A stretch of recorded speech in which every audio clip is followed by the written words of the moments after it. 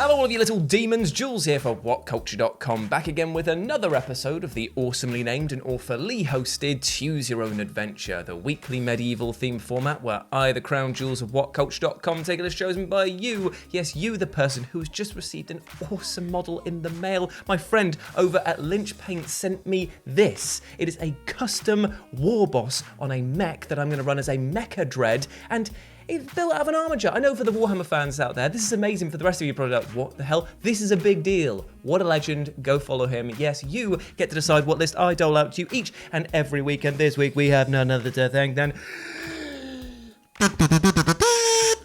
Kara's Guardian for their suggestion of awesome video games that you actually can't play anymore. Confused? Well, so too would you be if you tried to download these games in the current day, because they don't exist, my friend. Because today we're talking about video games, each of which are fantastic titles from an array of genres that have been denied the opportunity to hit a whole new generation of gamers because, well, there's just no way for players to discover and purchase them with a few quick clicks. And unless you've got a physical copy tucked away somewhere, these, unfortunately, are no-go areas. So let's take a look at them in a weird way. As I'm Jules, this is WhatCulture.com, and these are 8 awesome video games that you can't play anymore. And you know the drill by now. Say hi to Dan here in the live chat and put your suggestions for next week's episode down in the comment section below. But with that in mind, let's get on with the list, shall we? God, I'm out of breath today. It's because it's so hot today. It's just so humid in here. It's like a jungle. Phew. Number 8, No One Lives Forever. So this is the thing, when it comes to unsung FPS titles that languished on that generation of consoles, that was the original Xbox and the PS2, the GameCube, there are so many to choose from that it's genuinely quite weird to see just how many gems are left in the rough. But of them is No One Lives Forever. It is so good, and it annoys me so much that so few people have played it. Despite its reputation as one of the finest post-Half-Life shooters of its era, NOLF is seriously underappreciated in contemporary gaming circles, largely due to it remaining trapped on archaic formats. It was released in 2002, yet due to the extremely murky state of the IP's ownership, the game hasn't ever been given a release on modern digital storefronts. Now, the only legal way to play this game is to try and seek out a tatty, very used version of the PS2 or PC variants that are out there, but there is actually kind of like a shining hope, albeit one with a pirate flag billowing in the wind behind it, because some anonymous parties actually uploaded the entire NOLF 1 and its sequel, and also updated all of the graphics for higher-end PCs. Now, I'm not recommending that you engage in the act of piracy and IP theft here, but I'm just saying. Again, this unofficial issue isn't strictly speaking legal, though even the most ardent anti-pirates might struggle to get too bent out of shape about freeloading a game that the rights holders literally won't let you buy. They're silly idiots. Number 7, Super Mario Bros. 35.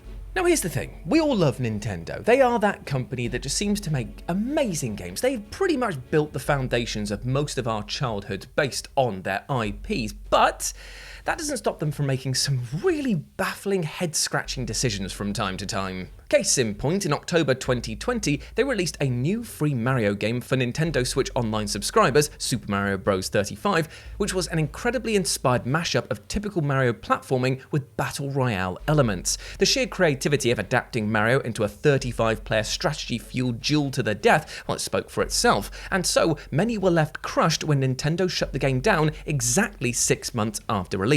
According to Nintendo themselves, they never intended to keep supporting this game past this period, but then that led to the big question, which was, why? Why would you do this? I mean, you've got so many players saying this is one of the best things that Mario's ever done, and it's a breath of fresh air. Thank you very much, Nintendo. And they've gone, cool, yeah, we're taking all of that positive feedback and I'm putting it in the bin. I mean, you could have just released it as a paid eShop title and kept it alive in perpetuity. But you know what? Hackers have reverse engineered their own servers for this game. But unfortunately, anyone hoping to play it legit without nefariously tinkering around with their Switch, well, they're going to be sadly out of luck. And you know what's even madder than the decision in the first place to ditch this amazing game? Is the fact that Nintendo really are quite stubborn when it comes to keeping to those decisions. They've said no, and so it will likely remain no until the day the company folds. Number 6, the movies. Now, The Movies was a really interesting PC game that actually myself and my sister owned way back in the day, and it was such a good idea because not only was it kind of like a Sims management style thing with you trying to direct and produce your own movies, but you could star in them as well. You could write them, you could direct, you could have all these things happening. At the end, you could watch your final product come alive in glorious car crash cinema. Some of the stuff that we made, weird.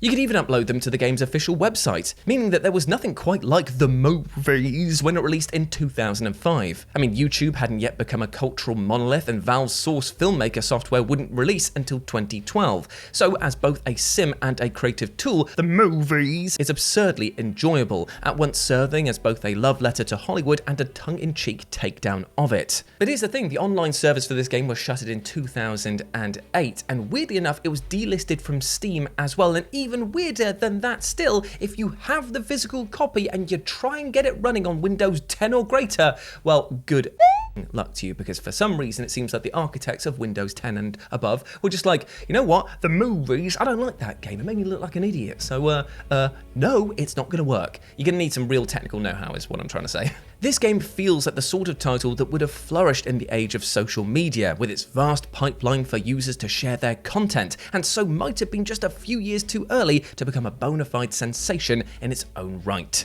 Number 5, Wolfenstein 2009. Now, 2009's Wolfenstein reboot didn't exactly set the world on fire, but was definitely a solid shooter. In fact, it's kind of getting a bit of resurgence at the moment, with people discovering how good this game actually was in the wake of the very successful other reboot that happened a few years after this. But the problem is that while most people agree now that the game was solid if not great, unfortunately, the commercial sales of this game were anything but. They were in the toilet, my friend. Bad times. Because this sold just 100,000 copies in its first month, prompting the series to be put on ice until Wolfenstein: The New Order was released in 2014. Yet just 2 weeks before The New Order came out, Wolfenstein 09 was delisted from all storefronts, with the assumption being that ZeniMax Media, the parent company of new Wolfenstein publisher Bethesda, wanted to avoid players confusing the 09 game with their new line of Wolfenstein titles. Still, it kind of sucks that there's been no backup plan in place to allow people to play this other game. It's just like, nah, forget about that, the new one's here. It's like, fine, the new ones are great and we've all enjoyed them, apart from Youngbloods, which was a catastrophe, but still, can we not at least have another way to play that old game? No? Any takers? No? Fine. Number 4, Outrun Online Arcade. Now, this is the thing, we've probably all played an Outrun game in the arcades at some point in time, because even now with the resurgence of gaming bars here in the UK, you walk in there and the first thing that I want to go over to is the Outrun game, because, well, I beat my missus there every single time. You don't want to know why? It's because I wait until the final corner and I just draft past her and just go, see you later, sucker!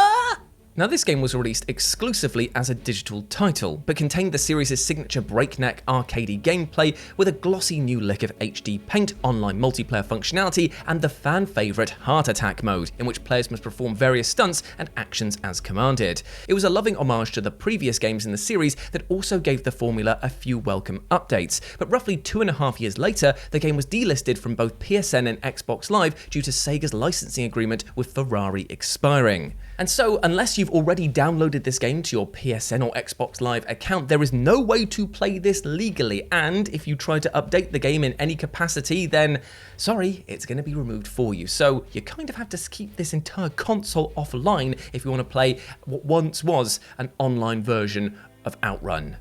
Cool. Number 3, Starblood Arena.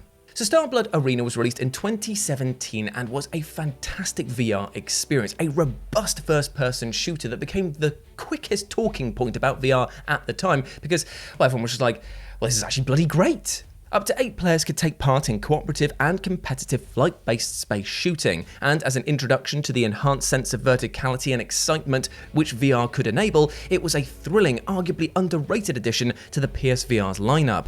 Yet player retention is always a huge issue with multiplayer VR games, and Starblood Arena was no exception. The community unfortunately dwindled in the months that followed, and in July 2019, the multiplayer servers were shut down for good. Furthermore, because Starblood Arena had an always online requirement, players couldn't even play the single-player offering. And even accepting the highly niche nature of VR games, this title deserved far better than that. I mean, Sony could have at least kept the servers online for a little longer, or just found a way to make the single-player mode, which admittedly was just you against some bots, offline but enjoyable forever. But no. Number 2, Black and White 1 and 2. So the Black and White series are some of the most enjoyable God Sim games out there, possibly ever made, and it makes it all the more painful when you realise that there's no legal way to play these games anymore unless you own a copy of them physically. And Black and White's big hook was that the player's moral actions, basically how much of a bastard that they wanted to be whilst training their gigantic pet minion, would have a dramatic impact on the narrative's outcome. Even though some felt that the game didn't quite reach the heights promised by the famous under-deliverer Peter Molyneux, its general esteem remains high. And 2005's sequel never nailed the same zeitgeist appeal, but still was received well overall. And so it's kind of weird that these games, these monolithic games that went on to shape so many others and influence so many other titles, has never had a digital-only release. You can only play this game if you have a physical copy, which I'm just gonna say is probably quite rare nowadays. And I say that because most PCs are built without a disc tray. Even with developer Lionhead Studios going bust in 2016, publisher EA presumably still holds the rights to Black and White and could conceivably re-release both games, and yet just hasn't. Honestly, it is maddening. And number 1, Afterburner Climax. Now, unlike many other entries on this list, Afterburner Climax wasn't just a ludicrously entertaining arcadey shoot-'em-up on-rail shooter, but it actually got a digital release, and yet is still unplayable today.